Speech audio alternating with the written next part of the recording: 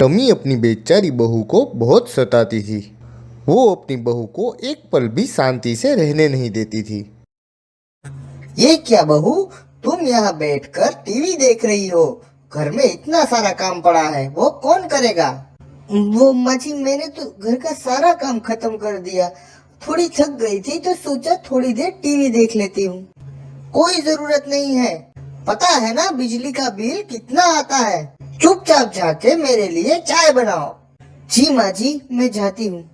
बेचारी टूनी अपनी सास के लिए चाय बना के लाती है।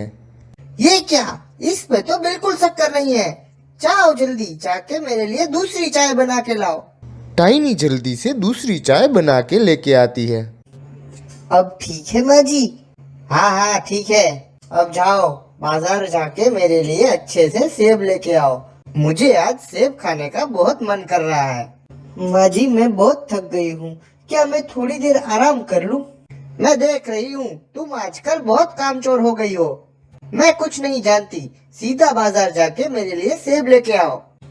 ठीक है माँ जी, मैं जाती हूँ। टाइनी बाजार से सेब खरीदती है और वापस अपने घर की तरफ आने लगती है। थकान के कारण जैसे तैसे वो घर के पास पहुंचती है और वहीं पर गिर जाती है। अरे ये क्या कर दिया, मेरे सारे सेब पानी में बह गए। आज तो मैं तुम्हें नहीं छोड़ूंगी। टूनी का पति ये सब चुपचाप देख रहा था। जख्मी टूनी को उसकी सास झाड़ू से पीटने लगती है। टूनी बेचारी वहीं पड़े पड़े रो रही थी। क्या हुआ टूनी, तुम यहाँ रो क्यों रही हो? और ये क्या, तुम्हें चोट कैसे आ गई? जी कुछ नहीं हुआ, वो मैं बाजार से घर आ रही थी, थोड़े चक्कर आ गए तो यहाँ गिर गई।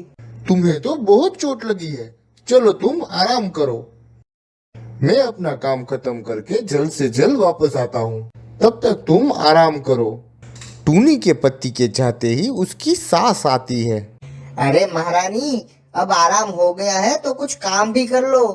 मेरे सेब तो तुमने पानी में बहा दिए, अब बगल के बगीचे से सेब तोड़ के लाओ। ठीक है माँ जी, मैं जाती हूँ।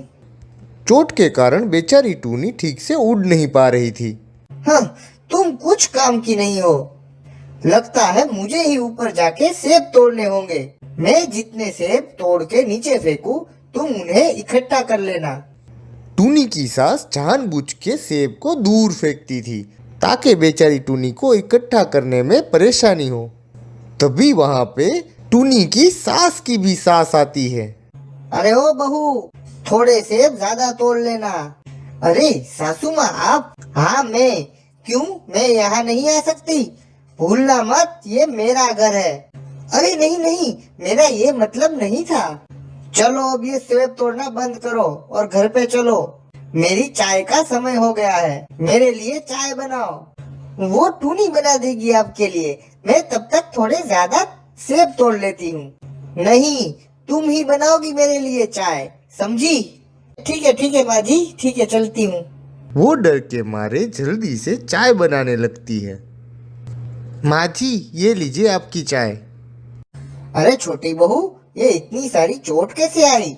वो माँ जी, मैं बाजार से घर आ रही थी तो थोड़े चक्कर आ गए थे और मैं गिर गई। तो तुम्हें आराम करना चाहिए ना बेटा। नहीं नहीं बाजी, उसे तो बहुत काम है। अरे कोई बात नहीं, उसका काम तुम कर लेना। लेकिन माँ जी, मेरी भी तबीयत थोड़ी खराब है।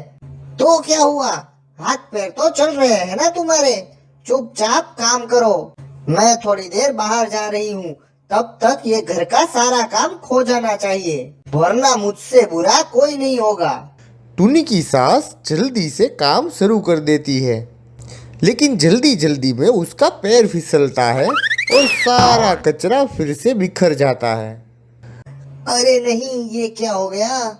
मेरे पैर में मोच आ गई और माँ जी के आने का वक्त भी हो रहा है और घर भी फिर से गंदा हो गया।